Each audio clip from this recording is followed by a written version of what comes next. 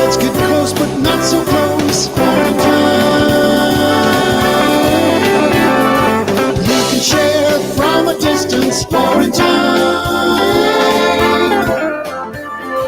know we want to see each other. We'll have to stay in your quarantine space while we talk.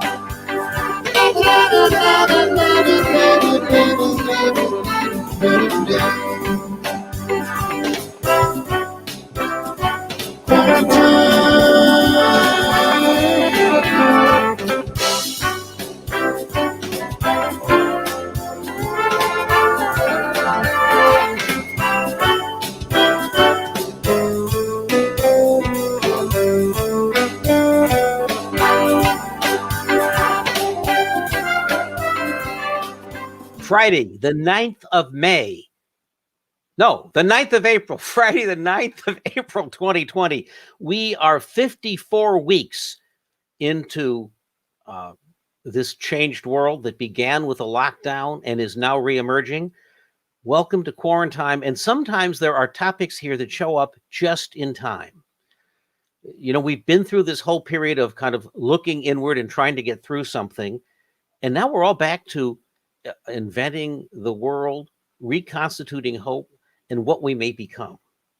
And so today we want to get inspired by some of the best minds that actually examine the possibility of wonder and how it's been practiced and how it's changed lives, how all of us can do that as makers, and how even a national institution like the Smithsonian can share its knowledge with anybody who can remake, remix, and play with it. It is a plastic time, in the best sense of the word, on the earth. And today's show, we're going to dig into that. And also with some of our great friends, like Gregg Behr, who comes back to us from the Gregg Behr Foundation in Pittsburgh, and his deep experience applying Fred Rogers to the world here. Mickey, why don't you come on, and then we can set up today's show and this amazing set of guests, which excites me because this is a concentrated dose of inspiration at a time when we need some. Yeah. I just so I'm a big fan and friend and occasional collaborator and maker with Gregg and the Gregg Behr Foundation. You know, I've got roots in Pittsburgh and companies there, and I just love Pittsburgh. And way back in the 2000s. I remember going to like a breakfast meeting or going to like a little get together, and the idea was, it was just Gregg getting some interesting friends together, and it was just this notion of, could we make this the best place on the planet to raise a kid? And I was just like, wow, okay, I like this. And so it was super exciting when I heard that Gregg and Ryan have come out with a book that actually explores both the learning science and the sort of things we know that we didn't really know because we actually might have learned it from Mr. Rogers, that we can actually take seriously, that are now kind of being proven out. And so that kind of was the spurring moment for this episode. So why don't we have the guests come on, and we'll just have them introduce themselves, and then we'll jump into the show. We've got a lot of stuff to cover. Okay, let's bring them on. Hello, Ryan. Hello, Gregg. Hello. Hey, Jason. Hey, Tim. Hello.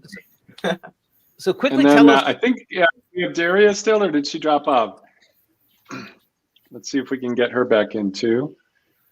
Oh, she dropped. Well, okay, so she'll be back. We've got Daria as well, but we can touch on that later.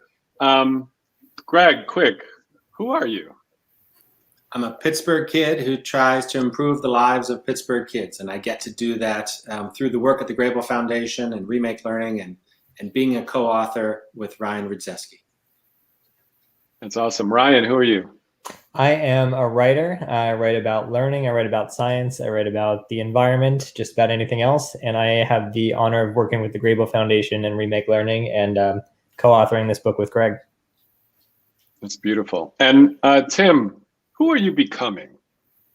Who am I becoming? I'm becoming a digital inventor is who I'm becoming. Nice. And what's your sort of passion right now? My passion right now actually is the real invention process. We're working on a patent for something that makes part of a museum activity touchless. Wow. Oh, wow. All right. Real invention. Jason, tell us a little bit about yourself. Who are you? My name's Jason, as you already heard. I run a YouTube channel as well as Instagram and a plant nursery that sells lucky bamboo and just several other plants as well. And I just want to bring importance to the foods and understanding where you eat, where it comes from, so you have a better understanding and appreciation of the plant itself. That's pretty good. Yeah. And being able to actually eat the things you grow is pretty amazing. That's a bonus. Yeah. That's a bonus. And then Daria, you're on mute. Who are you? Absolutely. My name is Daria. I began my career in finance, and one day I saw my 3-year-old niece, really consuming a tablet, like learning how to use it, but not create with it. So I decided we need to do something about this. We need to inspire the next generation to be creators and not just consumers of technology. And now I get to do that full time with Autodesk, focused on our K-12 education efforts. So our job is to inspire the next generation of designers, engineers, and innovators. Oh, that's beautiful. And I'm a big friend and fan of Autodesk. You know, I think when I was looking at your bio, you came to San Francisco and you went to a maker fair and you were able to explore that. Can you give us a sentence on that? Yes, absolutely. It was Maker Faire San Mateo in 2018. I was just getting off the bridge and I saw this wonderful setup in the convention center. And I have never seen anything quite like it before. Learning was coming alive. Students were running around. There were robo cars. I couldn't grasp what it was. And so I just fell into that and never looked back. Yeah, you know, that's such a pure expression. Maker Faire is great, but springing on someone who had no idea what they're getting into does reveal the richness of co-creation and turning stuff over to people. That's a great story. Absolutely. So to tie it all back together again, so Peter and Dale Doherty, who created Make Magazine and the Maker Faire movement, wrote a book called The Maker City. And when he was really trying to explore, what does it mean to make a city that is about reinvention? And what are the core dimensions that you need in a city that actually means you'll be vibrant when things change, when the factory leaves town, when other things happen? How does the city reinvent itself through making? And he came and visited a whole bunch of cities, both here in the United States, around the world, and wrote about it with Dale and Marcia, his other co-author. And it was wonderful because he got a chance to come and see just the crazy vibrancy that's hidden sometimes in these other cities that nobody really knows about unless you grew up there or unless you had it. And in particular, the Gregg Behr Foundation and Remake Learning were on the hunt for what's that replicable process, because you did a Remake Learning playbook, and that team really influenced what we did. And this was really, how do you create a playbook so that people who want to do this form of innovation and experimentation and thinking can apply it? And we specifically wrote the Maker City because one thing we saw was there were people in every city that were doing things like either hands-on learning or experimental stuff or co-creation or whatever.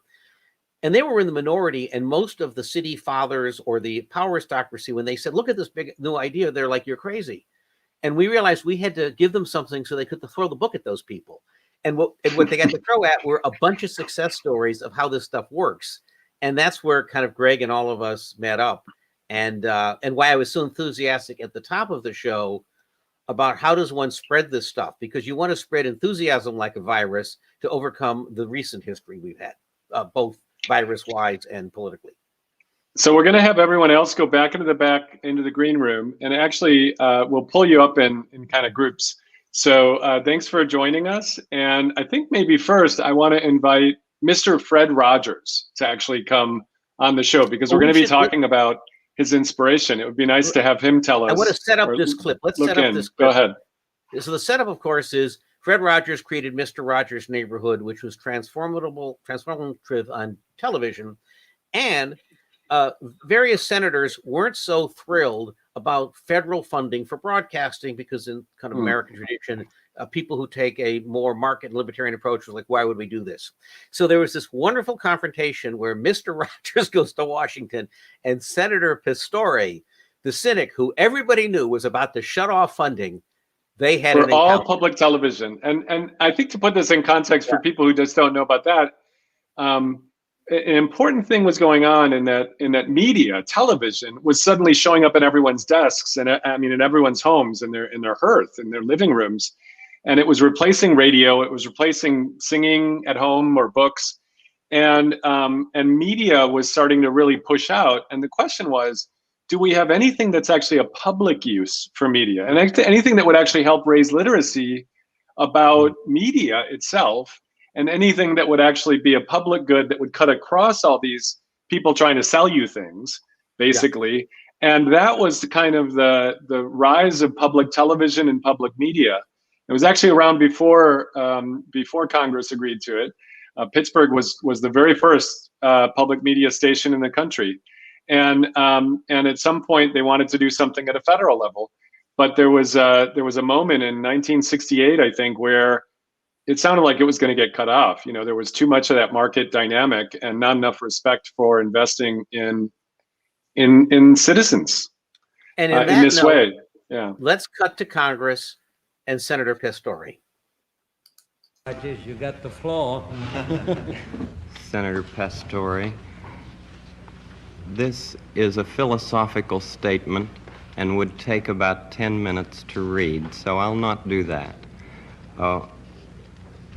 One of the first things that a child learns in a healthy family is trust.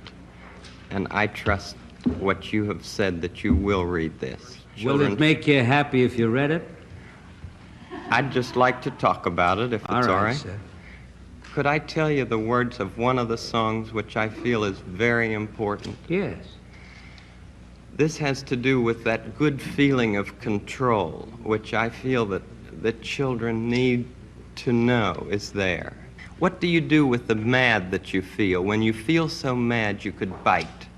When the whole wide world seems oh so wrong, and nothing you do seems very right. What do? Do you punch a bag? Do you pound some clay or some dough? It's great to be able to stop when you've planned a thing that's wrong and be able to do something else instead and think this song. I can stop when I want to, can stop when I wish, can stop, stop, stop anytime. And what a good feeling to feel like this and know that the feeling is really mine. Know that there's something deep inside that helps us become what we can. For a girl can be someday a lady, and a boy can be someday a man. I think it's wonderful. I think it's wonderful. Looks like you just earned the $20 million.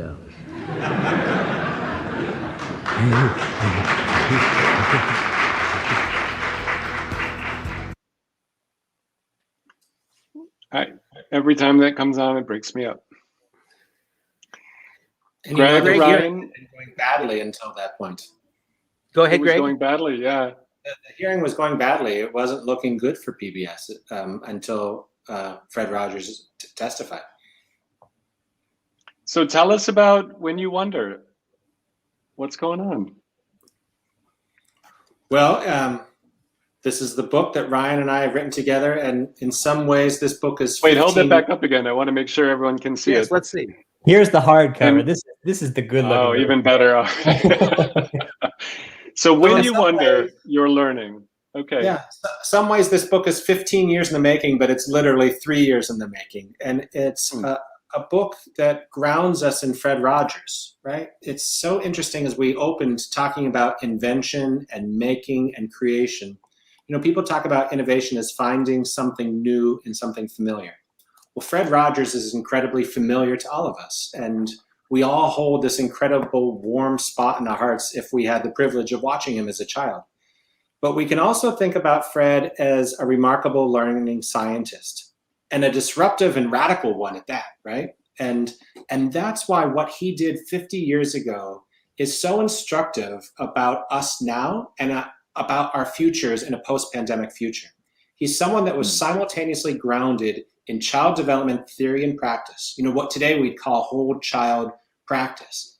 And yet he also understood who today's kids were then, right? He understood what was attractive to him.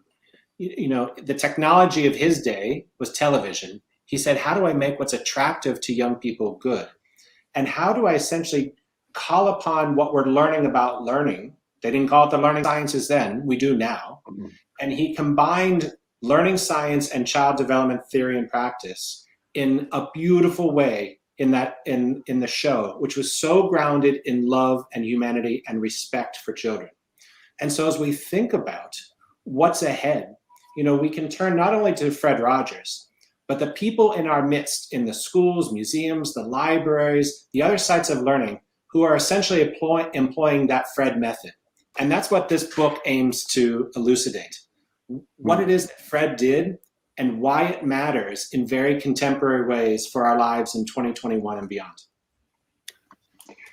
And Ryan, you mentioned, sorry, go ahead, Peter. In addition to setting this up, Ryan, you mentioned that you work with you work on how to diffuse innovation. And so does the book then also become a bit of a playbook or explain where and how these principles can be implemented so we, blueprint for people? Absolutely. And I'm glad you used that word blueprint, because I really think that that's what this book tries to elucidate. Gregg mentioned earlier, we don't necessarily think of Fred Rogers as a scientist. You heard him speaking in that clip. We think of Fred Rogers as a nice guy in a sweater, and he certainly was that. But he was also 50 years ahead of his time when it comes to understanding how children learn best. Even in that clip that you just played, he talked about trust. Often he talked about listening. Often he talked about making sure kids feel safe. And it's interesting when you look at what scientists are saying now about how children learn best, they're using many of those same words. They're emphasizing many of those same concepts. Rogers really was 50 years ahead of his time. So what this book tries to do is figure out, okay, how was Rogers using these principles in the neighborhood? And how are educators today, primarily, they're everywhere, but we focus on educators in Pittsburgh. How are they applying these principles in some modern context and maybe in some surprising ways? One of the places we profile is the Manchester Craftsmen's Guild, which you'll hear more from JG about that later on. Bill Strickland, who's the founder of the Manchester Craftsmen's Guild, actually knew Rogers. They were close friends. He was on the neighborhood a couple of times.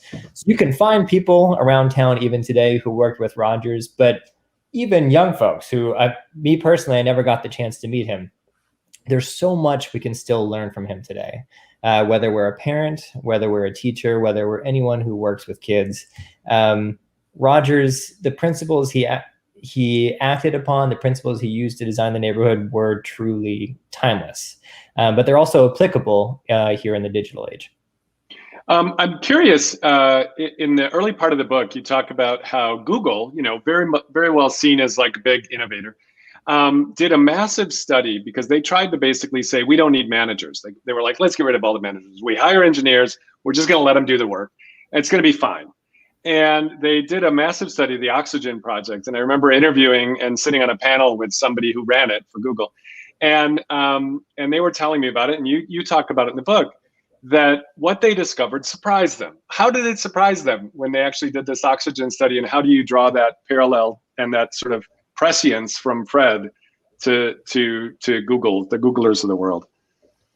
Well, Google operated on a similar principle that I think much of the country operates, which is the people who know the most are the most qualified to be in charge. The people who are fully mastered the content are automatically going to be the best boss because they know the most stuff. Now, on one hand, that's not surprising. I think, in schools, we emphasize content mastery. In our workplace, we emphasize performance goals. What Project Oxygen did that really shocked the company was it found out, yes, content expertise matters. It absolutely does. But when they ranked the top 8, I think it was 8 things that made a good manager at Google, it was actually very last.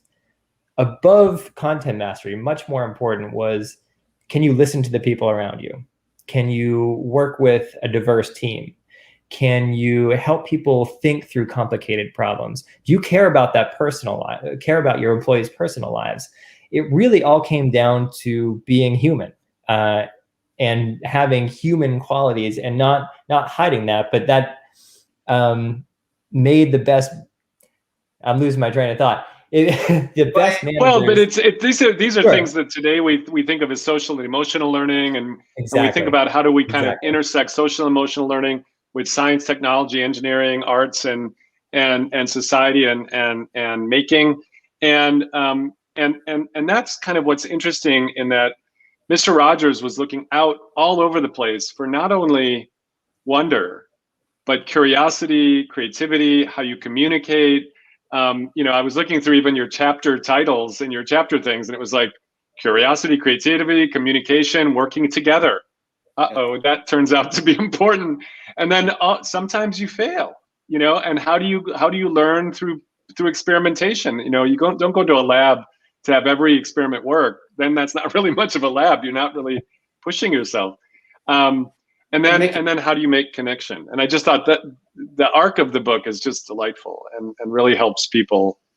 If you read it, it's got some really tangible nuggets almost every page. And what I was grasping for, Mickey, thank you for bringing that up, was that those skills that Project Oxygen identified, those are the skills that Rogers taught, and those are the skills that we try to elucidate in the book: creativity, curiosity, working together, and more.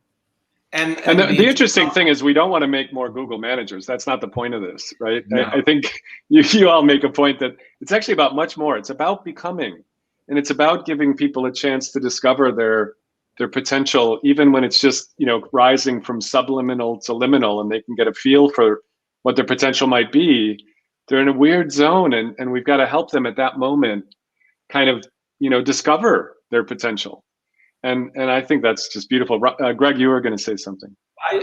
Core to that Project Oxygen study, but also to Rogers' work, was creating the physical and psychological space of safety, right? In the Google example, it was for adults, but that's what Fred Rogers did with his television program. And it starts at the very beginning of that very familiar opening, right?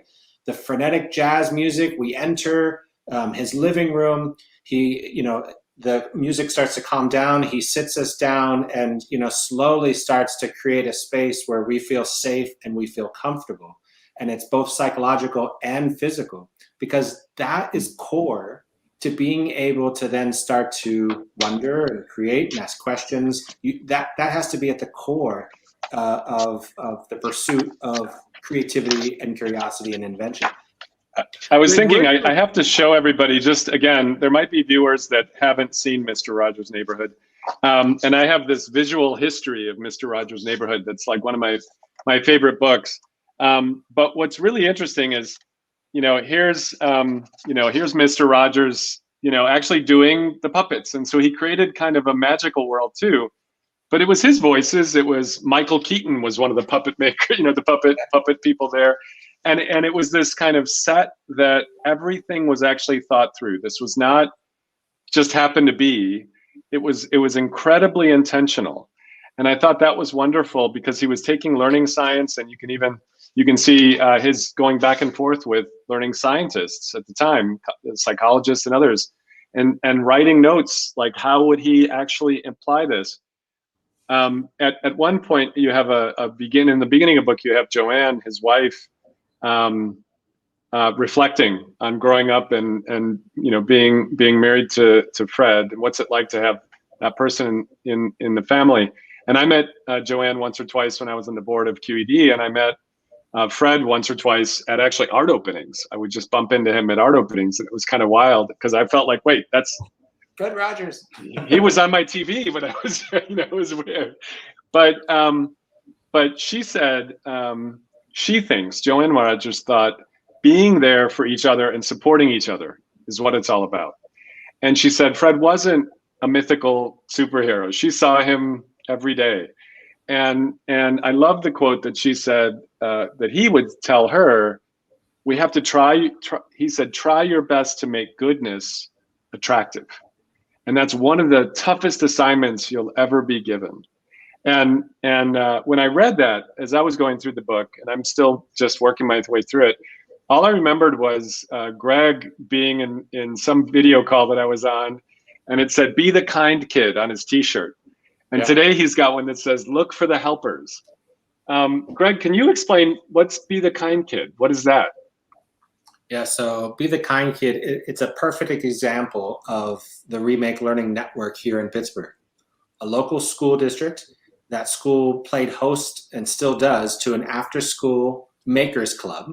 It initially was all girls, kindergarten through 6th grade. It's now co-ed. But the kids in that club every month are identifying a problem that they want to solve in the world, trying to invent something, create something, oftentimes selling their product, raising money, and then reinvesting part of the proceeds into their maker club and their maker station, and then giving half of it to charity. And some number of years ago, it was a first grader, who said to the teacher, do we always have to talk about bullying and anti-bullying? Can't we just be good people? And I'm sure that teacher got down at her level, respected the question, heard her question, just like Fred Rogers would, and wondered aloud with her to say, like, well, what would that be? What would that mean?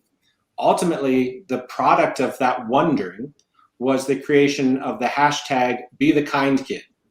And that school district, that club, started to print Be the Kind Kid on t-shirts, subsequently wristbands and hats and other things. Mickey, they've now sold more than 100,000 t-shirts to kids all across the country, not just here in southwestern Pennsylvania, but from Nova Scotia to Southern California. And kids at school, oftentimes on Wednesdays, when they're back in school, wear their Be the Kind Kid t-shirt, right? And it's an example of kids who were respected, wondered together, created something, made something, produced it, distributed it, and influenced the culture of the place where they are. And Ryan mentioned Bill Strickland, environment drives behavior. And it's just such a beautiful example of that Fred method at play. Wow. And you mentioned Manchester Craftsmen Guild. I mean, we could probably do a whole separate series or something on just what Bill's done. And when I first came to Pittsburgh, I learned about Bill Strickland, and then really enjoyed the experience of going to the jazz concerts at the Manchester Craftsmen Guild and learning about the cordon bleu chef school there that parents of the kids were learning while they were learning how to throw ceramics or do things. He's got a pretty amazing story himself. And I think even he got really lucky because as he was walking home in not a great neighborhood, when he was a young kid, he was invited onto the porch because he kept walking by some guy who was listening to jazz music and throwing clay on the porch. And the guy at one point said, come on up. He was kind of curious, and he learned how to actually throw clay as a young person. And actually exhibited at fancy places, and then went on to do amazing things, and then came back and said, I hope more people can learn that. And I think he was carrying on that legacy as well of that notion of, like, it's an unlock when you wonder and when you get to actually use your hands and try things. So Greg, I'm super excited that Jason will be on it a little bit later. Pittsburgh has done some very innovative things here, and we've had Pittsburgh on a number of our shows, and it's kind of a great, you're a great combination of innovation and kind of old industry and reinvention. But your Remake Learning World did some very interesting stuff with the Elizabeth Forward School District, where there was an idea of creating a maker lab that combined both math and shop and, I guess, creativity. History, yeah. And then somehow you found a guy to go first, because if you're a school administrator, you don't want to try something new because it's like, and then the whole district adopted it. Could you tell us a little bit about that? Because that seems like a wonderful example of taking these principles and deploying them at scale. Peter, it's a great example. So step back. Remake Learning in 2021 is a remarkable regional learning network consisting of nearly 600 schools, museums, libraries, early learning centers, and others, all of whom together and collective and separately are advancing engaging, relevant, equitable learning. The Elizabeth Forward School District is a school district just to the south of Pittsburgh. It's a place where about 50% of the kids qualify for free and reduced price lunches. I mention that to say it's not a well-resourced area. It's far afield, it's slightly rural, it's slightly part of the old industrial rusting part of Pittsburgh. And it was a former superintendent, Bart Rocco, and his assistant superintendent, Todd Karushkin, whom I met at an event among meetings of administrators. And I had taken to that meeting with me Don Marinelli from the Entertainment Technology Center at Carnegie Mellon University. And in the course of that presentation, Don said, I'd love for any of you to come visit what we're doing. And it was the sort of meeting that clearly sparked Bart. He was the one superintendent, to your note, who accepted that invitation, visited that center on the campus of Carnegie Mellon University, looked around, spent time with the students, and realized, I am not doing anything in my school district that's preparing kids for this future that I'm witnessing right here at Carnegie Mellon University. And so what did they do? They go back to Elizabeth Ford School District, and ultimately within a number of months, redesigned one room in their high school, one classroom, and designed it to look like the Entertainment Technology Center, and decided to change the instruction and introduce interdisciplinary project-based learning, very Entertainment Technology Center-like. And within a year, a quarter of all students in that high school were enrolling in classes because they wanted to be in that space. It was another example of environment driving behavior. That was for them the first domino of lots of dominoes of investing in spaces, physical spaces in that school, the professional development and learning, all sorts of partnerships. And they started seeing real-time results. Math scores are up 5%, reading scores are up 4%, registration for summer learning like skyrocketed. The number of kids who were opting for charter schools dropped by 2/3, and the number of dropouts went from about 25 to 30 a year to 0 or 1. Because they created a school district and spaces and caring adults where kids suddenly felt agency, and they wanted to be there, and they were able to tap into their passions and interests to learn. And it's an example of a school district entirely changing its culture, and it's been a real lighthouse for other school districts across our region. I want to point out before you go too much further into this, and you know, I remember being there at the time and stumbling in, and at one point going and being a judge for like a Shark Tank that they were running with fourth graders and things like that. It was just pretty stunning to visit, and I remember at one point they did something called Dream Factory, and the Dream Factory was this notion of, you had science, you had art, you had history teachers, and it was, you know, third graders would actually have a dream, and they would sketch it with Crayolas, and they would build like mythical characters, and then sixth graders would actually try to make that dream come true, and they would actually sew it out of e-fabric and actually bring to life this weird Crayola drawing. And there was something really powerful about that, because it wasn't my dream, it wasn't Dream Factory for my dream. It was subvert myself and actually create a safe place for someone else to have a dream. So as a sixth grader, you were learning how to help a fourth grader have a dream. As a seventh grader, you were learning how a fifth grader could have a dream. As an eighth grader, you were actually going around the community trying to see if you could help the community have a dream. And I just thought this was so powerful.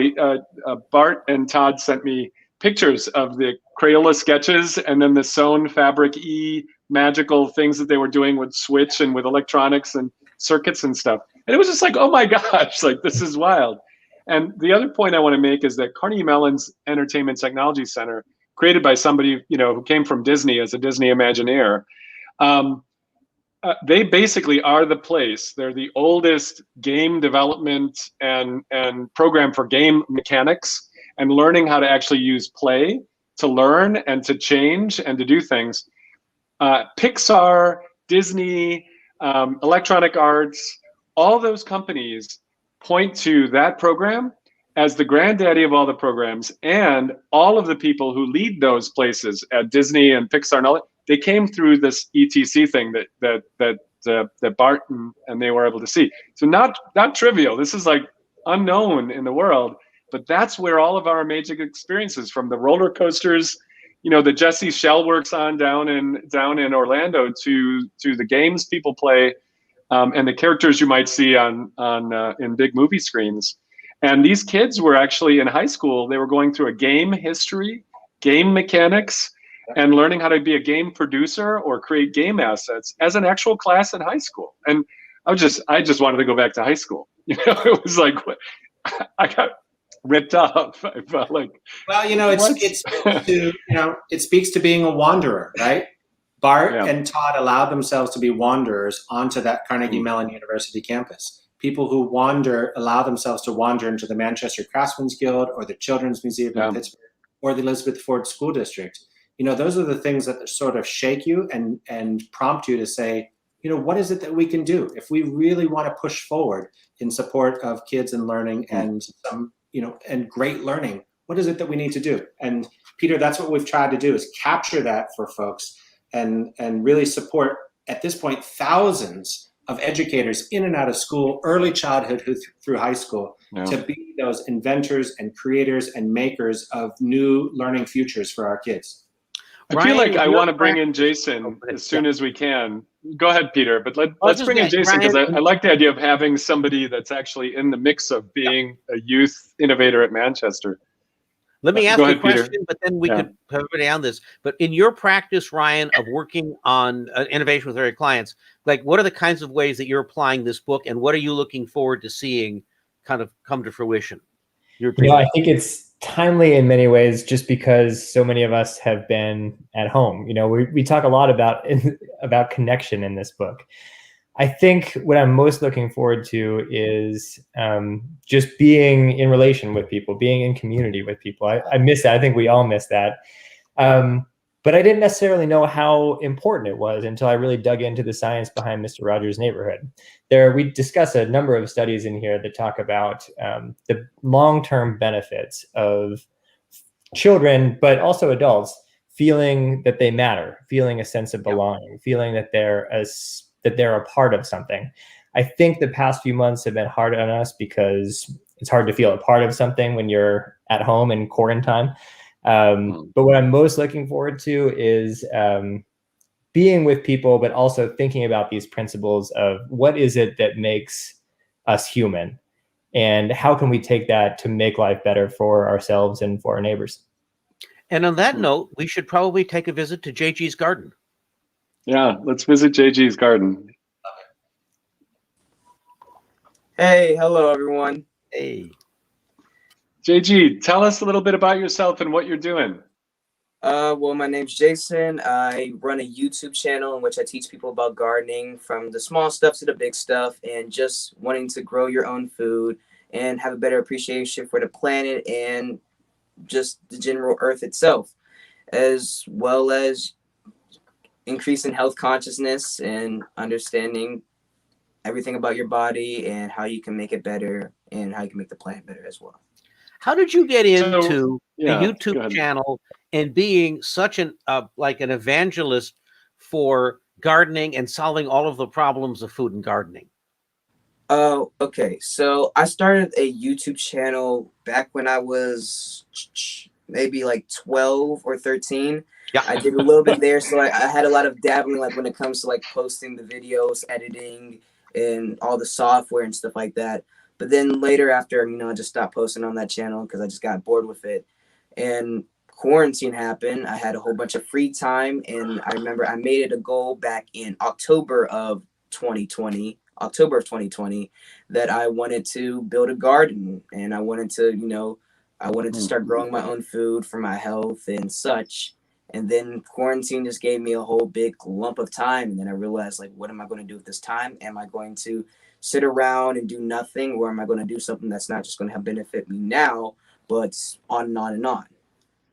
Didn't you post in February of 2020, just as we realized we were heading into this, a piece about food security and growing your own stuff? Yep. It's kind of funny because it was exactly when I started. It was just like, boom, now we're here. And it's just. We have a clip from that exact one. So let's go ahead and play a clip from JG about a year and a few weeks ago. What's up, gardening friends? My name is Jason from JG's Gardens, and welcome to my garden. Welcome to my greenhouse area. Currently in my basement, I'm trying to transform it into a really nice place where I can grow my veggies and seedlings. Like, get those seeds, like figure out what you're going to get for this growing season, because coronavirus has had a lot of effect on amount of food supply that we have, and like the amount of things that are being created for like farms and so on and so forth, all that. And it has the same effect on the seed industries that, like create the seeds to be planted by us. So get that stuff out of the way. How to turn your paper towel rolls and toilet paper rolls into pots for seedlings. Let's get into it. Cut each block off.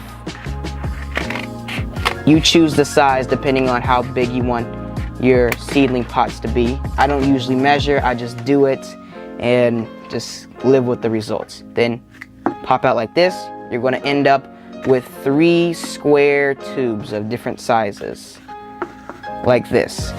So that is a simple way of turning your regular old cardboard tube into a functioning biodegradable pot that you can start growing seeds in. And remember, if you do not have in possession a grow light or good quality lighting in which you can grow your seeds, don't do it. Because the fact is that you're just gonna waste your money, because if the seeds don't have adequate lighting when they're young, then they're most likely just gonna die. That was a lot for one episode. I just realized how that played into the theme. If the seed doesn't have adequate lighting when it's growing up, then it's not going to grow properly.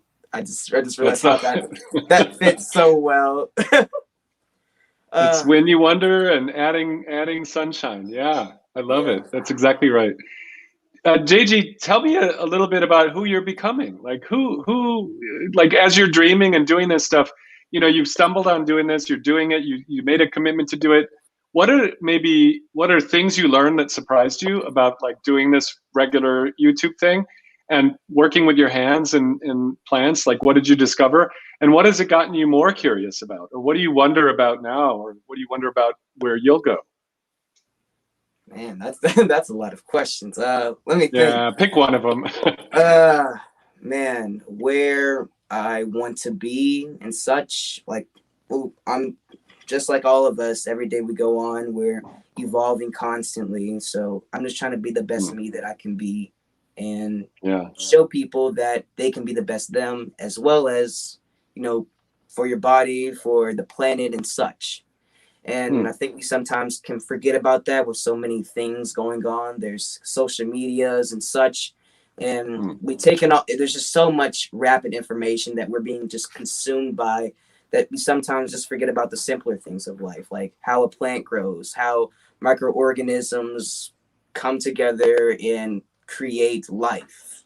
And we just got to return to that natural state of being, like, this thing is something that we should appreciate, even outside of gardening, just like every little bit of it, and learn to appreciate all parts and such of life. Because if you understand the value, like, we're living in the 21st century, like we jump back 3-4 centuries, it's a whole different world. There's so many things that we take for granted these days. It's just that we have to realize that none of this stuff just happened. It happened because of a process. And if we understand the work that goes into every product, everything that we eat, like the outdoors, and how many years and hundreds of years it took for these trees to grow and such to grow, then we can in turn have a better outlook and a positive outlook on life. You know, you remind me that in Japan, there's a daily ritual called forest bathing. And forest bathing means that citizens of Japan look for an opportunity to wander through the forest every day, to sort of bathe in all the smells and the noises and the beautiful dappling light and everything. And it feels like we don't get a chance all the time to realize that we can just take a bath in the forest. Walk outside. And it's just like that took hundreds of years just to even get there. And then the different organisms, the birds, the bees, the squirrels, all these different species that live within the forest, they need this. This is their life, and understanding that we are part of that. Whether we like it or we're not, not separate. We're not separate. We're I'm not curious. separate at all. I'm curious about like how Manchester Craftsmen Guild and that environment has helped you, you know, maybe post-pandemic or during, or how did they help you play with what you were passionate about and interested in? I got into MCG about 5 years ago now. I started in 6th grade because I was with a charter school, Max, and they had basically a routine deal. So it was an academic, it was what's called an extracurricular class they would basically pick you up from the school and then bring you down to the MCG during like the school year. And then through that, I learned about, of course, the photography, the digital art, the design art, but then I fell in love with like ceramics and clay building and just wanting just to create things with my hands. And then it just turned into me putting a whole bunch of my arts in different competitions and turned just growing and learning more about myself and just learning new skills. So like if I need to take a photo, or if I want to take a photo of art, I can go to photography, I can get a camera, I can take some new photos. If I wanted to create a cool art piece or something that I didn't have access to, like a certain medium or such, I can just go there and create these things and then be surrounded with a really welcoming community that's like just always willing to help. And it's really helped me, you know, evolve as a person. I think one of the fascinating things about MCG is that something on the order of 80% of the students that come over there for after school programs and get to play go on to four-year colleges. Like it's a huge, just because you find love and passion in making these things, and it's lowered the friction. You can kind of just walk down the hall a little bit. You're surrounded by beautiful art and sculpture, and you can walk down the hall and learn how to throw clay or use a computer and do cool things. And then there's a cooking school, and there's a bunch of stuff there. It must have been just like a kid in a candy store. Yeah, basically, it was unfamiliar like terrain, to put it in that way. It was unfamiliar, but it was so beneficial, and it's been extremely beneficial to me now, even during quarantine, because it's been giving me opportunities like this to be on this podcast right here, as well as the quarantine, you know, gave me a spark, a reason to start the channel and start making more videos at home, create the Instagram and share, and then just get connected. And I think being inside, we now can take a deep breath in and just realize who are around us, and in general, just appreciate each other more. Greg or Ryan or Peter, you're on mute. Anybody else have a question? Well, I'm curious. So, JG, you're so impressive, and I appreciate the way that you just shared how one thing led to another, this interest. But you mentioned the welcoming community, right? I think key to this story is the role of the caring adults. Can you say something about what it is that the adults in that setting did for you, how they supported you? Well, man, I'm trying to figure out a real like borderline way I can put it, but it's just like, it was, like I said, the community, the people who cared about me as a person enough to just say like, oh, so you're having trouble with this art piece, how can we fix it? Like I can always recall like moments like where we had Bryce or Talon in the studio and such, and like he would show me, like I was like, oh wait, I'm struggling with creating like this ear for this sculpture piece or this eye, and he was like, okay, he'll create it, he'll make it perfect. He was like, I was like, wow, that looks perfect, and then he'll smash it and say, you got to learn for yourself. And that reinforcement, it even though like as like going through the motions, just like why you have to make, why'd you do that? Why would you do that to me? That's not fair. But in turn, it gave me a better appreciation for it, but also it helped me learn. So it wasn't like I was giving up.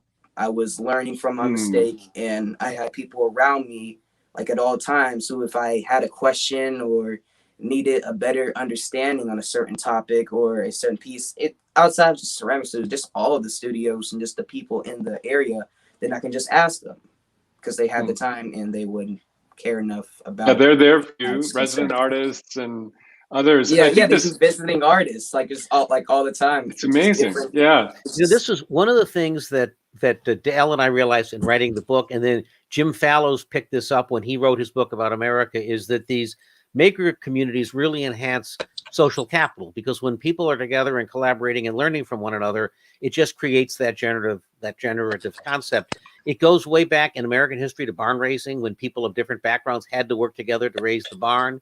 I think it was a principle of Habitat for Humanity, where everybody had to go build a house together. You see it kind of in Burning Man. And you know, this was kind of the key principle, you know, Greg and Mick, if you think back when the Maker Faire was thriving a few years ago, and economically, in a way, so much of the world has adopted some of those ideas, and the people who funded that, who make 3D printers or whatever, they found their markets.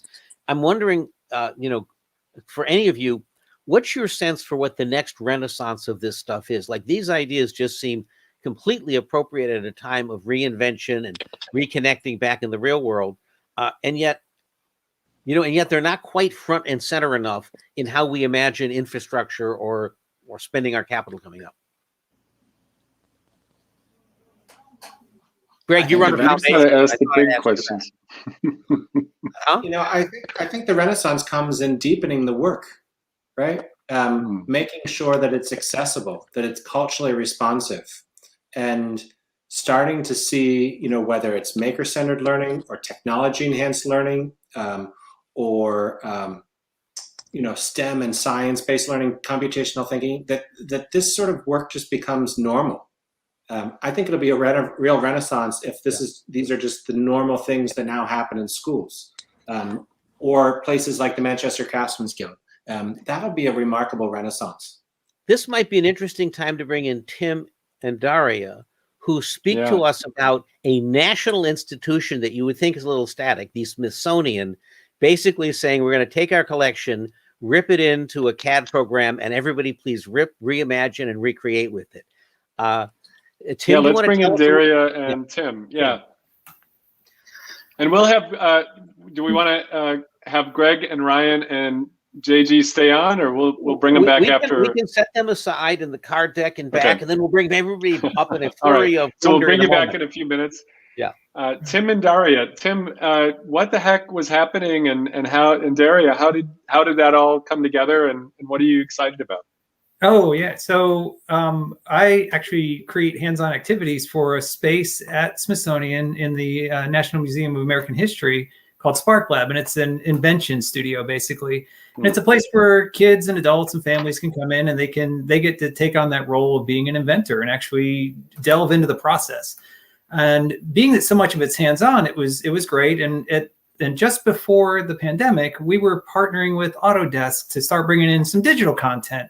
And we had this step process of, we would bring in digital sketching, and then we would combine that with something that's physical and see what kids gravitated towards. And then we would go to a full digital platform. Then the pandemic hit. So we went from step 1, skipped all of them, and went on to step 3 and build the digital platform.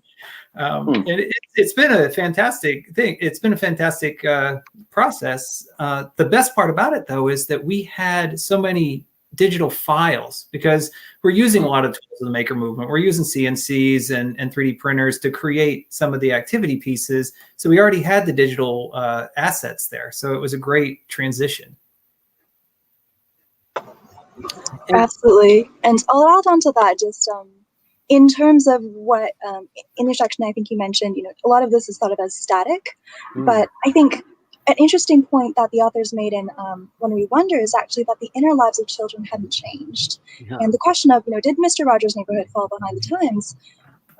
Is really that the show is not exciting by design, because there are some core principles around how we learn, collaboration, curiosity. Those are things that are lasting and don't change as different technologies change. And so to that point, I think what Tim was describing, that collaboration between Autodesk and the Smithsonian, is really just us taking it one step further and giving us the broadest accessibility, right? So not only can you enjoy that museum experience when you're there physically in person, but now you're no longer bound to a geography. And so I think we have the ability to bring that in terms of accessibility to the widest audience. We have a clip from this initiative at the Smithsonian, and I think we should play it just because it is kind of amazing to see an institution suggest, please mess with everything. Let's go ahead and show that. Smithsonian Open Access, a vast and diverse digital resource, one that includes millions of images in 2D and 3D and almost 2 centuries of scientific data. Each and every one of us can now have direct access to the Smithsonian. Download, remix, reuse, and share the virtual for free. For your research, your art, your designs,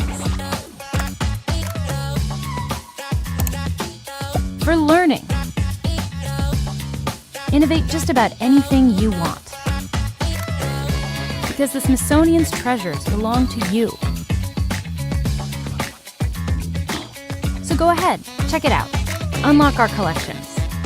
Explore the possibilities. What can you imagine?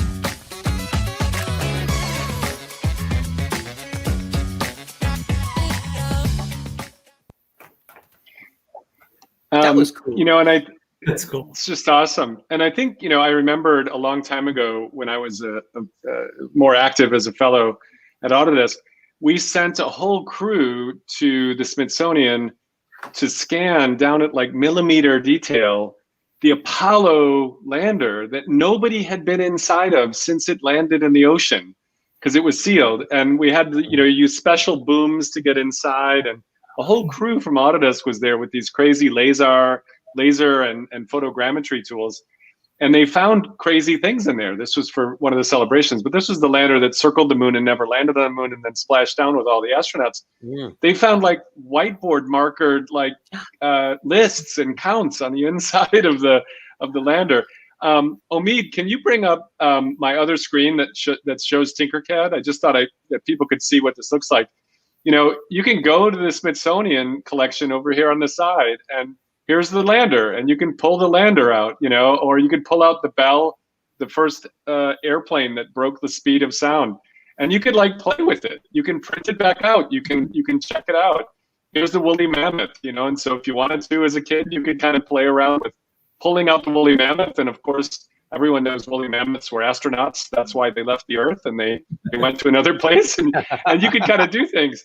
You know, and if you were feeling, you know, weird, you could say, okay, no, not the woolly mammoth. I'm just going to focus on the lander, and I'm going to make it really skinny and weird. And oh, I don't know, maybe I should turn it into a pile of Legos. And you just click a button and it turns it into a pile of Legos, you know, and then you can say, no, I wish it were more detailed Legos, and it'll make it bigger. And then you can just make a big pile of Legos, and you can say, okay, now I can make it out of Legos.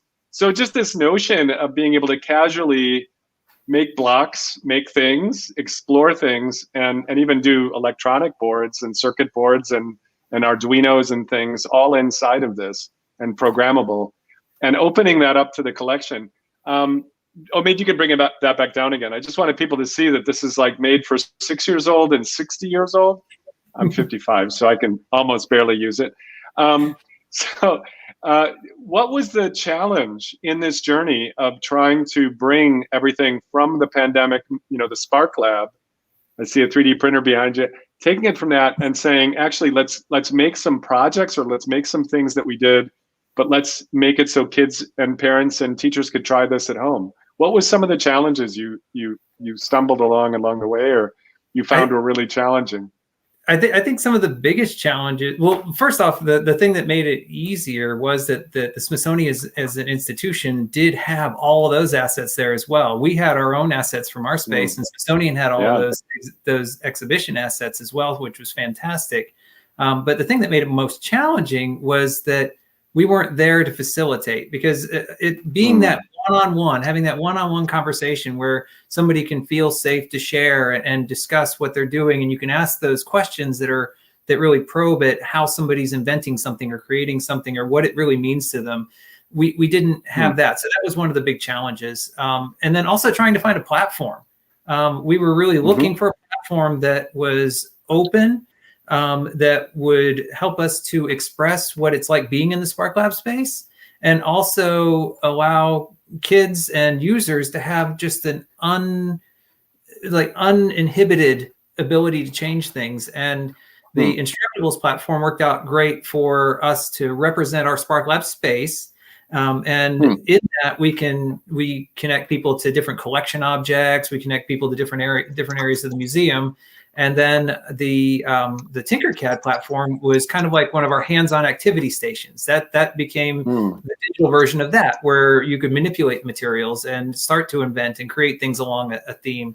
But for us, it was just finding that platform. That was the most challenging thing, I think, because there's so many great platforms out there, but so many of them do cost or are complicated. And these two platforms were fantastic for public use.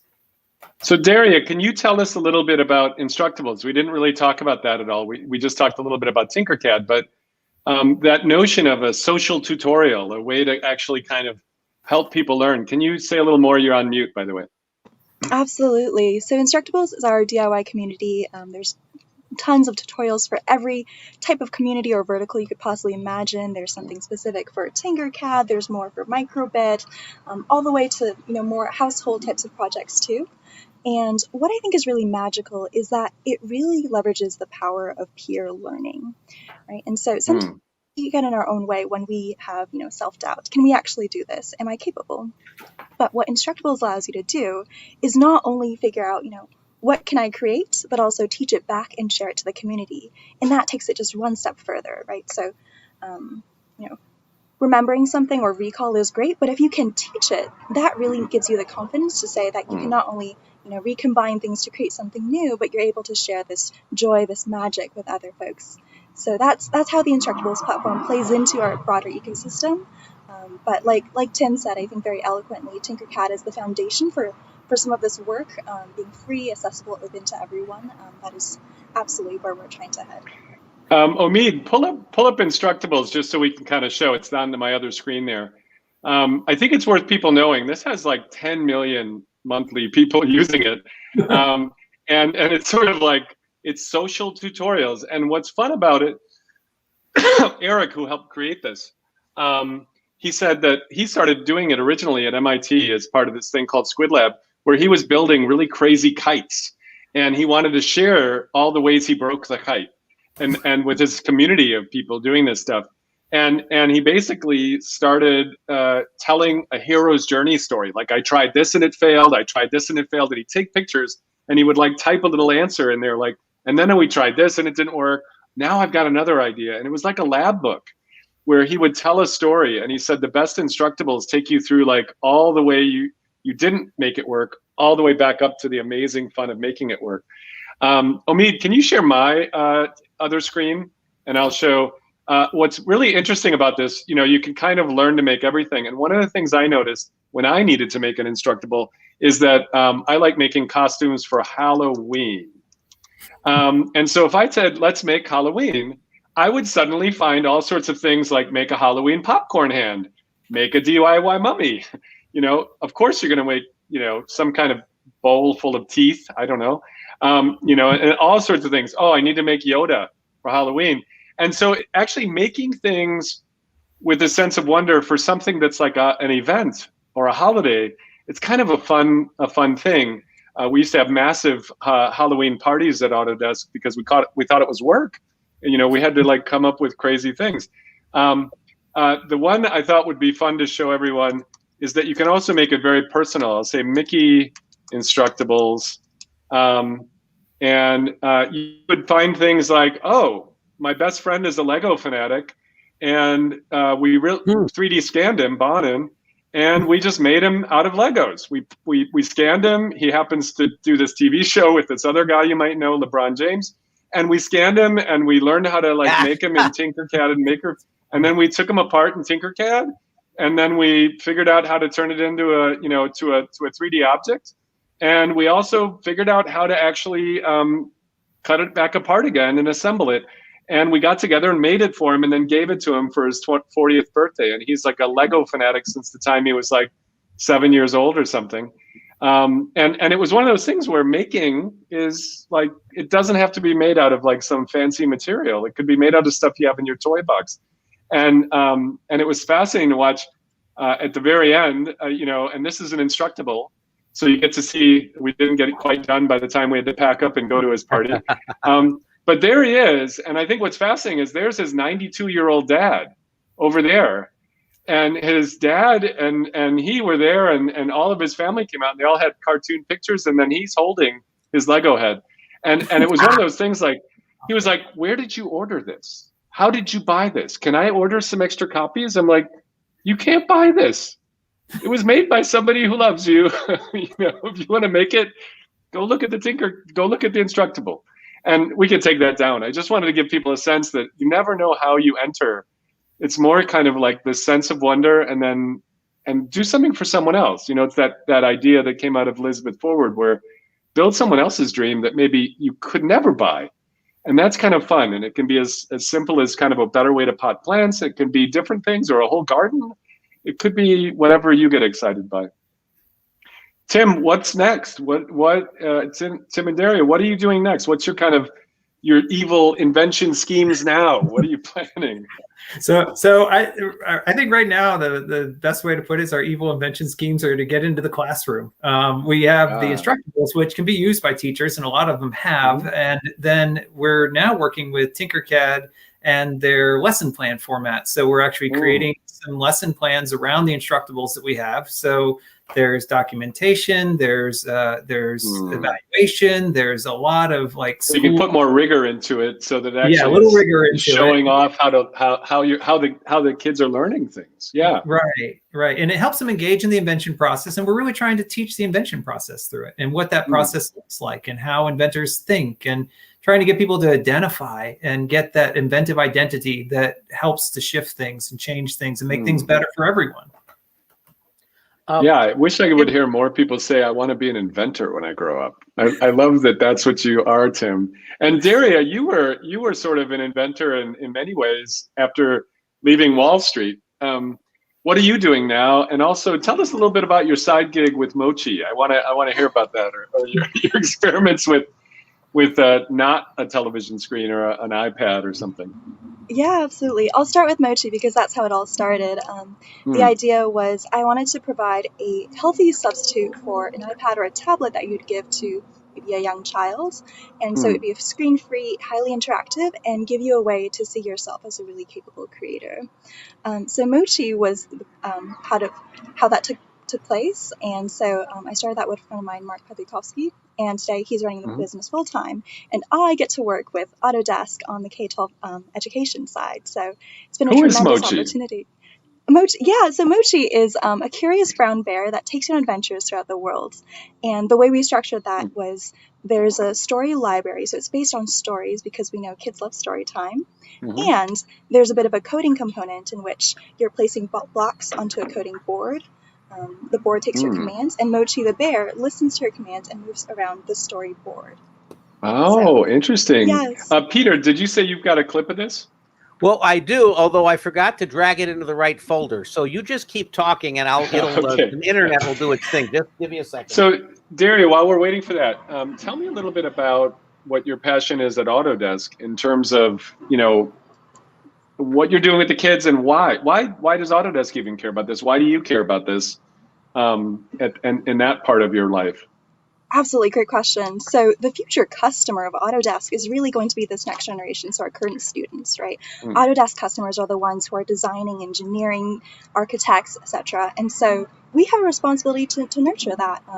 We believe that the most valuable intelligence that we have it's not artificial, it's in us. And so Tinkercad, for example, as you greatly demonstrated, is really the foundation of that innovation. As you might also know, it started as a 3D CAD design tool, but also built out into coding and electronics. And so those are really the three building blocks that we see as the foundation for all innovations in the decades to come. So knowing one of these skills is great, but if you know all three, that's really transformative because it means you can combine, you can converge different workflows, maybe you can work across industries. And at the edges of kind of these types of collaborations is where a lot of the innovation is going to be happening. So we're really excited to support that, and we think we have a responsibility to truly nurture that. Well, I love that, one of the things I saw was a study from the University of Michigan where they actually looked at students that were coming in freshman year, and they were interested how many of those students and what was the gender balance when they came in versus when they left 4 years later. In other words, if they expressed interest in being an engineer, 4 years later, were they actually going to get a job in engineering, or did they change majors, and what happened? And one of the things they found was that three-dimensional literacy, being able to imagine, there's an object, and when it's rotated 90 degrees this way and 90 degrees on the z-axis, that's what it looks like. It turns out that if we didn't address that by the end of freshman year, the students did not become engineers. It was one of those things where actual three-dimensional literacy, the literacy about kind of in your head, imagine rotating and flipping it and doing this, they really didn't become engineers. they then did an experiment both there and down at UC San Diego, where they actually experimented with teaching the entire class of freshmen three-dimensional literacy. And they found that massive uptick suddenly of women, of people that otherwise didn't get the education in high school, made it all the way through and became world-class engineers. And it was just like, if it's one of these things we would call a fundamental literacy or a foundational literacy that blocks you if you don't have it. And it was kind of a fun learning, because it was like, wait a second, like this, some of us were lucky and we had that early, but others not. And it's one of the things you can learn, I think, in some of these programs and with some of the projects that Tim is doing. I'd love to open this back up to the rest. Oh yeah, let's have the video and then let's bring everybody in. Mochi, the screenless coding companion for children ages 3 to 6. With Mochi, your child practices computational logic and critical thinking through hands-on, screen-free play. The experience is based around Mochi Behr, his coding robot, a hands-on programming board, thematic story books, and matching story maps. Here's how it works. Step 1. Pick your adventure. Read the storybook with your child and recreate Mochi's adventure on the thematic story map. Learn fascinating topics about the universe in every story and inspire your child to create their own adventures. Step 2. Design your Mochi. Build a ship, craft a bird, you name it. Unleash your child's creativity using our custom craft pieces or your own Lego blocks to design your very own coding robot. Step 3. Program Mochi. Write your very first program by placing the coding blocks on the programming board. Move Mochi through his world with hands-on play while learning concepts like algorithms, loops, and functions. Step 4. Wait for audio feedback. As you move Mochi through the adventure, you'll hear songs and sounds to let you Peter, I mean, that was just beautiful. And actually, I love the fact that it's sort of the interaction of, it's kind of got listening, so you can actually, I saw the kids pounding the things and it's got the board. But I also love the fact that it was programming with chunks of wood and it was made to actually be interactive with something entirely different, wood to Lego blocks. That's really cool. I'm curious about, Daria, what was the hardest thing about getting that actually to the point where you were actually shipping it and you were actually, encouraging and getting people to use it? The hardest part was explaining what it was to people, because we said, it's not quite like a storybook, but it's not really quite like a traditional toy either. So just getting everyone wrapped around the concept, I think, was quite difficult. But I think, as you saw, it's just been a tremendous journey. Yep, and that brought me to Autodesk, so I'm even more grateful for it. Excellent, excellent. So let's bring in the rest of the crew.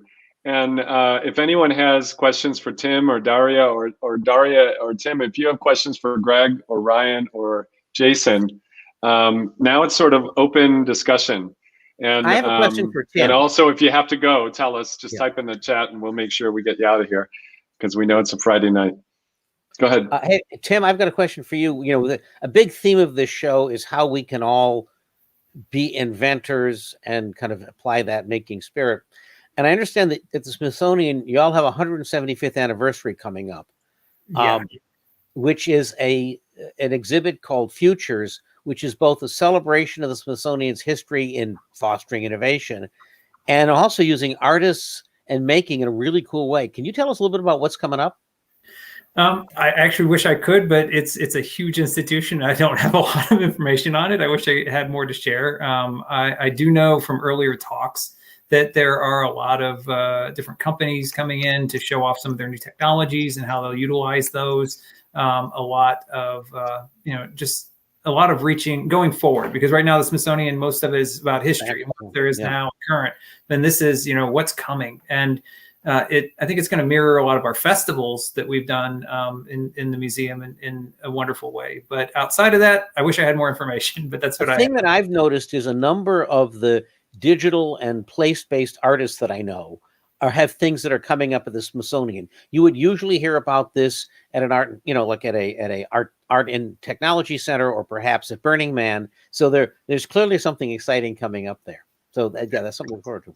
Absolutely. And And by the And way, I had- we'll put a link out on what's happening with this idea of the Futures exhibition. Yeah. And I know Autodesk has some little role to play. I don't know if Daria can even share about what's going on or not. But I put the link in so we can send that out on the stream. And Omid, if you can run that last link at the bottom at some point, that would be great as well. Daria, can you anything comment to add at all to that? on the Futures exhibition? My understanding is that Autodesk has the tremendous privilege of being able to design some of the buildings in there. But please don't quote me on that. I think there will be more details coming. I think we'll wait and see. Yeah. Yes. We'll wonder about it a little bit. Anyone else have questions for anyone else? Just I'm a thoughts? little interested on the Wall Street past. Yeah, talk about that, dude.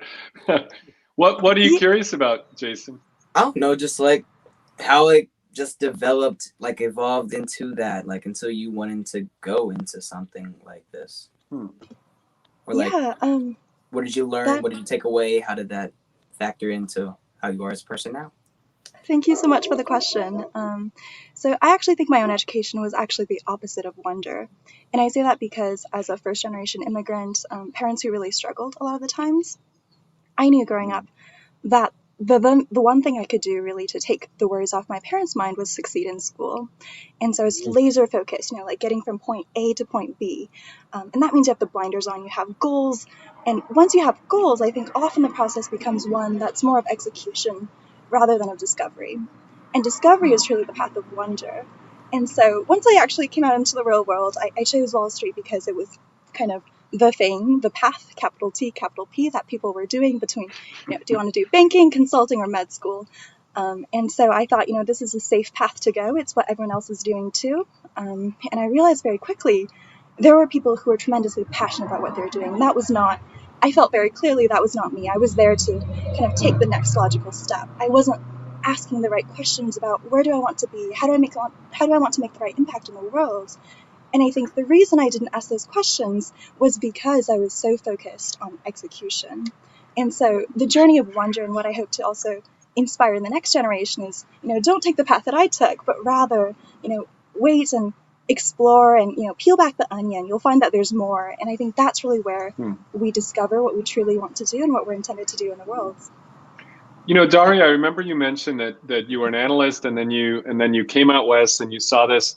But you actually started using your Wall Street experience when you first came out here, right? So tell us just a little bit about that, because I think everything we do, even if we don't decide it'll be what we'll do our whole life, it's more that each thing gives us a little thing that 30 years later we'll use. What did you end up using from your Wall Street experience when you came out to do things out here?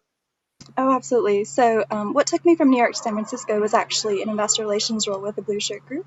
We worked on essentially IPO advisory for pre-IPO companies going public. So that was a lot of storytelling, a lot of figuring out what's the story of a company as they're on this really important inflection point of their growth trajectory.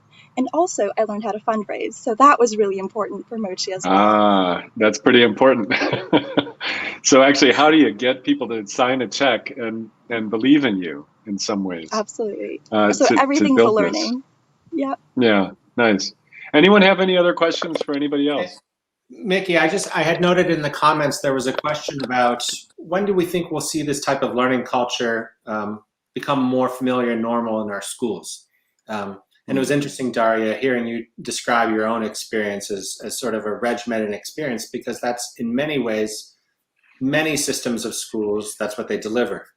I think the really good news is that we're seeing some massive shifts in schools now. And just yesterday, the National Superintendents Association, AASA, released a new report, Learning 2025, that calls upon public school administrators to adopt whole learner methods that really tap into learners as co-authors of their learning journey.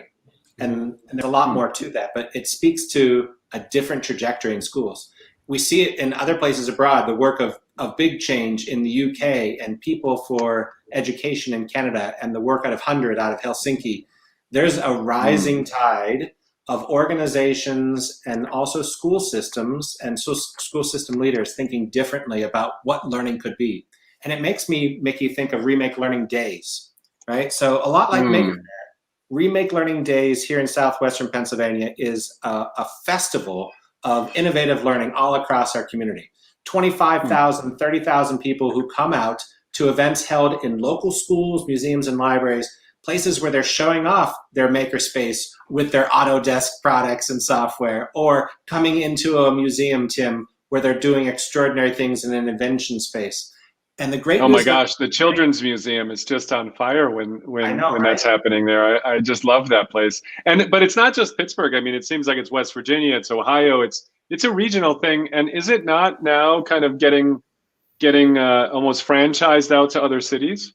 That's right. So later this month, Remake Learning Days takes root in 17 places across America. It'll run from April 22nd through May 23rd in the state of Oregon, in San Diego County, in Washington, D.C., in Eastern Appalachia and Kentucky, centered on the metropolis of Pikesville, Kentucky, right? And I mention this because, yes, it's in Chicago. Yes, it's in San Diego, but it's in Eastern Appalachia. It's right here in southwestern Pennsylvania. It's in our nation's capital. And to me, this shows a remarkable hopefulness. Peter, you mentioned hopefulness, right? Like it speaks to a changing learning landscape that's going to remember what wonder and creativity and learning can be, not just for our kids, but for the adults in their lives too. Yeah.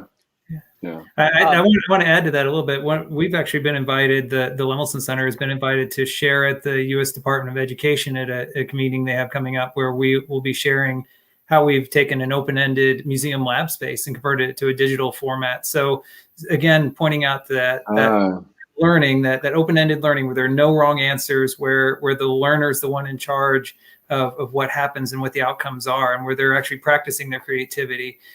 So the U.S. Department of Education is interested in it as well. I love how this is going. Yeah. We have, Peter? Because Greg, and we all mentioned the Dream Factory, like your Mochi game, it's tough to imagine this without seeing it. So let's run a clip of the Dream Factory, which I think we put together when we did the Maker City book as part of the book tour. Let's take a look at that, Amit. Factory is a combination of 3 classes that were previously separated: the art room, the tech ed room, and computers. All 3 teachers collaborate and bring together art and engineering. When it's hands-on learning, it's something that you want to do. What we need are measurements. When you have a board, take a look at your board. I think it adds to our traditional wood shop, metal shop. Students are programming interactive games, building robots. Do they want to do 3D printing? Do they want to do painting? Do they want to do sculpture? This is not a gifted program. It's not an after-school activity. Every kid is getting this in our school. I think that was a big commitment from Todd and Bart, and it's nice to see it also just kind of expanding. And Greg, you were involved in that early days in helping seed it. I mean, from the foundation to say, please experiment. And I do think we need not only to rely on the schools, not only to rely on the teachers, but to actually say, okay, how can the foundations, how can the big employers get involved? Because this is about the future workforce. This is also just about the future livelihood of a place. I'm curious if Greg or anyone has really had any experience with what really motivates the other parts of the community to get involved in this sort of thing. Like if we really needed to scale, what's helping? What do you see working? Well, it's a mix of things. One, it is grant making, right? So it's catalytic grant making, small amounts of money, sometimes large amounts of money, that allow maybe a first grade teacher to work with a technologist in a new way, or a museum designer to work with a roboticist in a new way. In fact, the Remake Learning Network has grants, more than $1 million in grants available to organizations here in southwestern Pennsylvania. We're calling it moonshot grants. What's your moonshot as you think about post-pandemic learning? And what is it that you want to do? It's essentially R&D-like money for people to experiment. So that money matters. Organizing matters, right? Providing spaces, whether it's in meetups, in virtual meetings like this, in taking delegations together to go visit a space like the U-Media space at the Chicago Public Library, or amazing, tenants going down to South by together, right? It's the relationships, and it's also the storytelling, right? We are we become what we narrate in our stories. Like, what is the story that we tell ourselves, and what is the story that we tell the community? And so deep investment in storytelling and everything that means, because it speaks to the emotional journey of the place to which we want to go. And storytelling is critical to that too. JG, you've been listening in on this, and you asked Daria a question. I'm curious, how do you come up with an idea for your next show? Like, what drives what you want to do next in terms of the show or the topic? It's of course me just trying to figure out what is the easiest, like, it's kind of like workouts, everything. You don't want to push somebody full-fledged into an hour and 30-minute workout, because you go 100%, you're just going, no, I don't want to do this anymore. So yeah, my videos are video shows, either or, are based on, of course, just the topics that I'm interested in, but also just ways that are just so simple and easy that you're not going to, like, it's like, oh, toilet paper towel rolls, so saving a few of those and planting some seeds. That's really easy, simple to do stuff. And just like, oh, taking a few leftover buckets in the garage, drilling holes in them, boom, I have a plant now. It's just like, just being as basic as possible. Just do, because it's better to go 70% every day than 100% once in a while. Yeah, I like this baby step approach, or just sort of try it a little bit. Let's, give people a chance, like, access. And I think in learning, the notion is, especially for really complex things, I mean, if you really fall in love with plants, you can spend a lifetime learning about how to grow and how to nurture the soil and all that. But if you don't have these entry points, a bridge from where you are to get your hands dirty a little bit, then you could be intimidated pretty easily. So that feels like a wonderful answer. Anyone have any other questions for anyone? But also, like, just don't be afraid to fail either. Like, that's a big thing. A quote that I learned actually yesterday was, there's no such thing as failure, only feedback and success. So don't be afraid of getting feedback from whatever you're doing outside of whatever topic I'm talking about, the topic that I'm talking about, but just in general life. Yeah. I like how everyone here is really lowering those barriers to entry, and also making the outcomes of whatever the activity is, whatever the program is, that it becomes, it's owned by the person who does it. I think that's great. And then also throwing in those little things that are new or unfamiliar, where you have to struggle a little bit. And those are those things that add that opportunity for failure. But then when you get beyond that, you've taken that next step and you've really grown. And then you can move on to that next thing, and keep working your way up. A theme across all of this is how institutions have to change, how education has to keep up. The human mind and way we learn and play, that hasn't changed, but we need the most recent tools to excel. And that reminded me that we have a wonderful tradition on this show of bringing on dead guests who may be speaking to us from the 1950s, the 1960s, but they actually had a comment for Daria and Gregg. And so I'd like to bring back one of our great friends making time today for us, Professor Marshall McLuhan, in 1967, speaking about the nature of schools, education, and our kids being properly prepared. Education in the classroom is far below the level of modern home environment of electronic information. The reason that the 19th century child could take the curriculum and the schoolroom of his time with some seriousness was that he knew there was a considerable relation between what was going on in the schoolroom and what was going on outside. That is no longer true. We still go on 19th century style with classified subjects, instruction by stenciling on brain pans, and regurgitating in exam form. This is all 19th century factory system schoolwork. But it's no longer supported by the outside environment. The electronic environment makes an information level outside the schoolroom that is far higher than the information level inside the schoolroom. In the 19th century, the knowledge inside the schoolroom was higher than the knowledge outside. Today it is reversed. The child knows that in going to school, he is, in a sense, interrupting his education. Education must shift from stenciled instruction to discovery. probing and exploration. The young today want roles. They want total involvement now, rather than just fragmented, specialized jobs or goals. How can our youth look forward to a specialized job when the computer world of automation may eliminate that job? The reason that our educational system is in crisis is because we don't know how to stop this flow of data, this one-way flow of data onto the brain pans of the unfortunate and helpless students. Boy, he's harsh, isn't he? Hey, wait a second. I was 3 years old, and he was talking about me. He was saying my brain was going to get stenciled. I think I was very blessed and lucky that my mom was a school teacher and a biologist. And I had some wonderful teachers in the Chicago public schools that helped me discover science.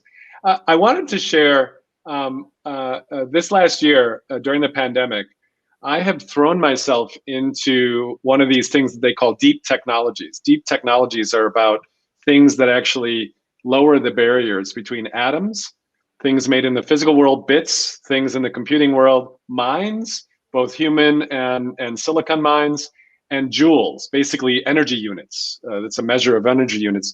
And these are called deep tech because they're kind of lowering the barriers. And I'd not even really heard about deep tech or hard tech a few years back. And so I started digging in on it, and I began to be involved with a group called the Synthetic Bio Beta conferences. And then I found out about something called iGEM. And before I even say one more word, has anyone heard of iGEM? I-G-E-M. Okay, so it's the International Genetically Engineered Machines competition.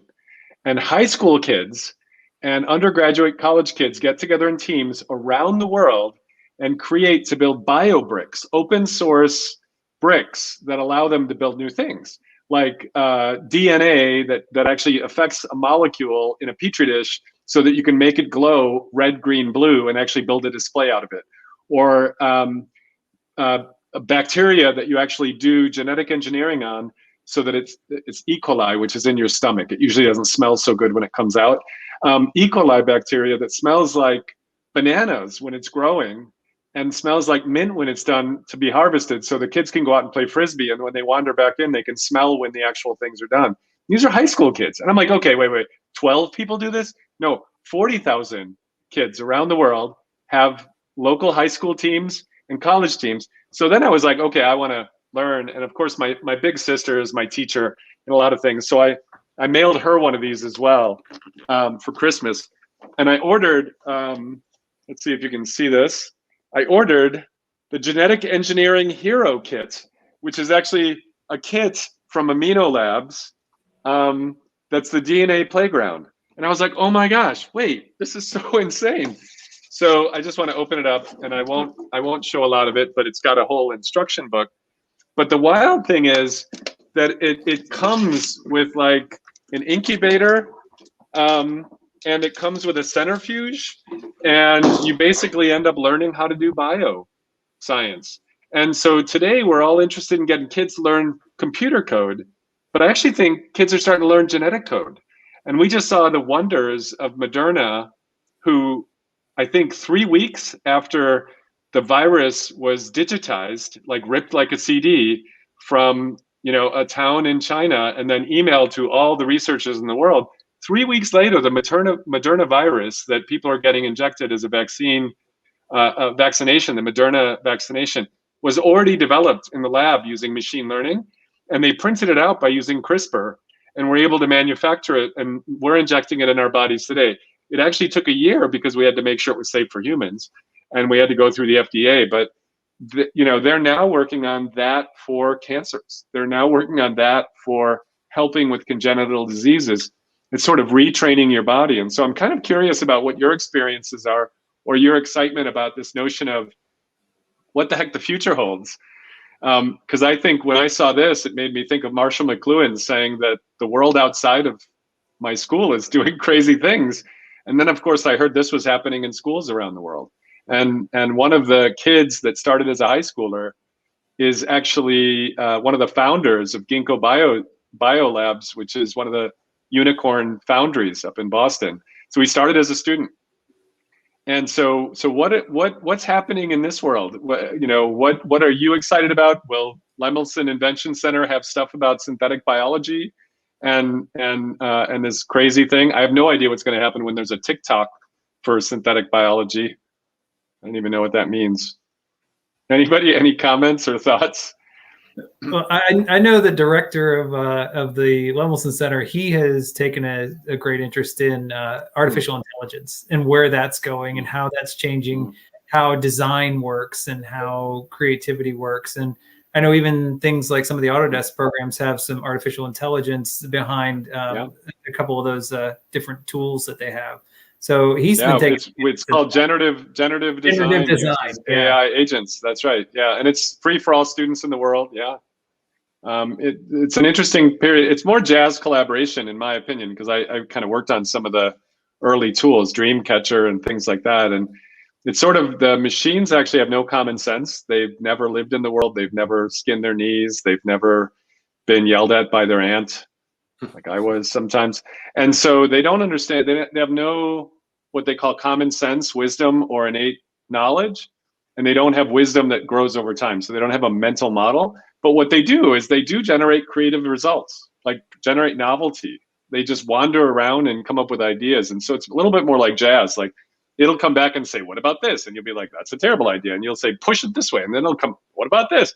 And it's kind of like you start playing with it, you know, like a drummer, and you're a saxophonist, and you're like, okay, that's weird. I don't know where Miles Davis is going with that or whatever, but I'll play along. I'll see.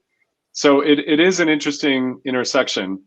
Anyone else thoughts, or where the future's going? What you're excited about? You know, for me, Mickey, it's less about the frontier, right? Because there are frontiers of AI, there are frontiers of biomedicine, there are frontiers of multimedia. What excites me more is that there'll be more space and spaces for kids to experiment, right? You know, to really to tap into whatever their passions and interests are. Whatever they're excited about, yeah. I mean, that's the really brilliant, wonderful thing. And they'll take us to those places, right? If we give them the time and space and we give them the support to do that, that's what's going to really excite all of us about learning. And I can't help but think about this pandemic, right? Peter, you showed that video. In some senses, our systems are stuck, right? We have to redesign our systems, but we have to separate that from teachers. I would argue to you all that no profession has been more innovative, more deft, more flexible, more creative during these past 13 months than have educators. And the reality is that's been true for decades, right? They attend to their craft like nobody else. And one of the things that I hope comes from this quarantine is that we trust our teachers because they've demonstrated what is possible in the most horrible circumstances, and they've made it as brilliant as possible. And they're poised with the right system support to do the type of learning that we all want. I love that. I think this notion, you know, and I think I fall prey to it a lot. I get excited by the shiny new object. You know, I get excited by the whatever. But I think your point is, yes, there will always be a frontier. You know, that, yeah, of course. And we're going to spend our whole lives being surprised by the frontier. But we also have to tend to the fact that humans need safety, need psychological safety, need a place to play, need a place to explore. So they decide what they want to become. So let them help be the discoverers of the new land. And the teachers have been amazing. I mean, I'm a big fan. My sister's a teacher. My mom was. I feel like I don't understand why they have an NBA draft where somebody who bounces a ball gets $1 billion, $1 million contract or whatever, but they don't have a teacher draft where we celebrate the celebrity, amazing people, you know, that are helping the entire next generation. And I know 100 does this. I know there are some examples of the League of Innovative Schools and things, but I don't think we take it seriously as a society as much as we should. I think other countries for sure take it more seriously. But I feel like the whole world has watched teachers innovate, you know, and hopefully paying attention to what's going on. I think another thing with that too is I think groups like this, like everybody who's here, we're all out there to really encourage people to grow and to learn and to think more and to be more empowered in being that next generation. And we have companies that are doing that, like Autodesk. We have YouTubers who are doing that, like JG. We have you guys doing that in Pittsburgh who are getting kids and people and whole communities involved in making and creating. And we're trying to do that in our space where we get kids thinking in those inventive mindsets. So even us providing some of those resources to the communities and also to the teachers so that they don't have to come up with so many new things to do that. One of the things you learn when you're, I think Peter's on mute. One of the things you learn when you're learning how to lead people is you learn that leadership is an emergent property. Actually, the leader is only the leader when somebody follows them, and it really is more about followership than leadership at that moment. And no great team was made by a great leader, and no great leader made a great team. It's actually this intersection. So it's the students, it's the teachers, it's the parents, it's the community. Then the emergence is learning. The place that evolves out of magic is discovery and learning. And I think that's something that we miss when we see the cute TV shows about the superstar CEO or the superstar fill in the blank. Is we ignore the fact that it's actually it's all emergent. We need everyone to do this stuff and fill our blind spots, and we need to hire and discover people that actually fill our blind spots, not that fit the way we think, because then we don't get cognitive diversity. And I think a part of this show feels, I just love it because it feels cognitively diverse. I mean, Greg, you're challenging me, you're coming from a different way. Daria, you're talking about something different. Jason and Ryan and Tim, you're all kind of pushing around this thing, and I'm trying to figure out where it goes. And it's way more exciting, than talking to a bunch of people that say the same thing I say all the time. I'm so bored of Peter, I can't even tell you. I'm no longer different, Mickey. Put pins in my eyes. No. You've tortured me with this quarantine.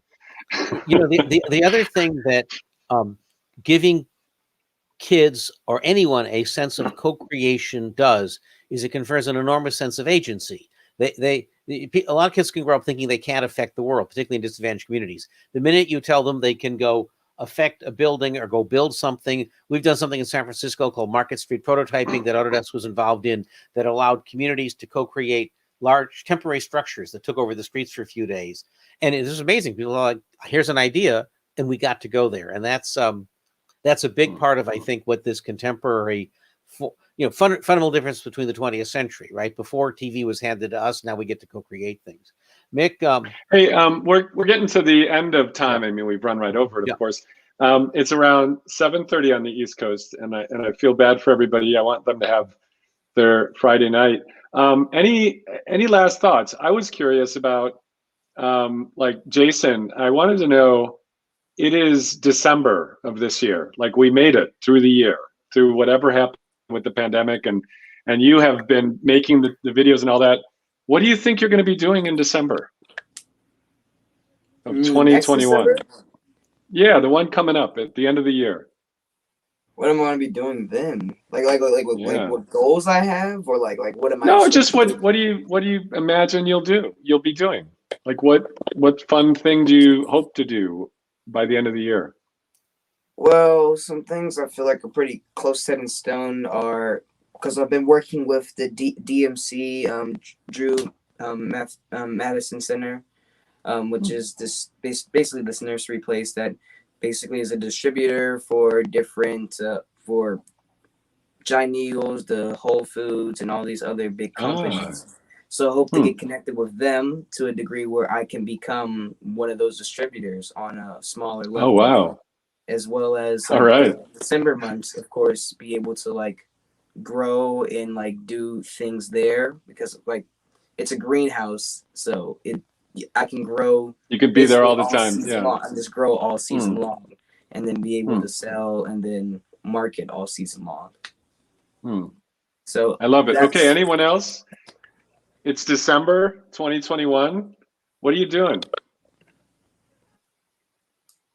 I'm taking Oprah's phone calls because she's talking about when you wonder you're learning. See, that's what I want to hear. Oprah, if you're watching this, which we know you are, just take his phone call or make a phone call. And she's Tim, what about you or Ryan? I was going to say I plan to be retired by December because this book is that your plan? It's going to have sold so many copies that this is it. It's been great talking to you. And I plan to welcome people back to the museum and do a hands-on interactive space, and hopefully that'll happen by December. Yeah, I know this December I'll be at the Smithsonian at the 175th anniversary, taking a look at the future, at which I'm sure we'll be at work on in quarantine because this whole pandemic will go away, but we won't. Anyone else have a prognostication of what they want to be doing in December? Continuing to prepare Pitt kids for anything that can happen. We can't prepare them for everything, but we can try our best to give them the tools for everything. I love it. You know, there's an interesting, David Brin is a science fiction author and futurist, and I used to read him when I was a kid. And I recently saw him give a talk, and he said, it's great to have predictions. I mean, you know, that's a power that humans have, is we can do mental time travel. And that's been demonstrated as actually a fairly unique power for humans. You know, we can play forward the past, we can think about alternative futures, things like that. He said, but prediction only takes us so far. Resilience is what actually helps us with the other half. It's like a yin and yang. And I think the pandemic and everything you've all been talking about is really a symbol of resilience. It's about how do we bounce back? How are we anti-fragile? How do we welcome disorder and actually thrive in that disorder rather than shutting down? And I have felt definitely like shutting down a few times during the pandemic. But I think humans kind of can't help themselves either. We are uniquely resilient if we can give people the space to do it. Well, thank you so much for everybody joining. This was one of my I was so looking forward to this episode. So I just want to say thanks. Thanks, everybody. Thank you, everyone. And I look forward to seeing you all in December on my East Coast tour. We'll see you there, Peter. Yeah.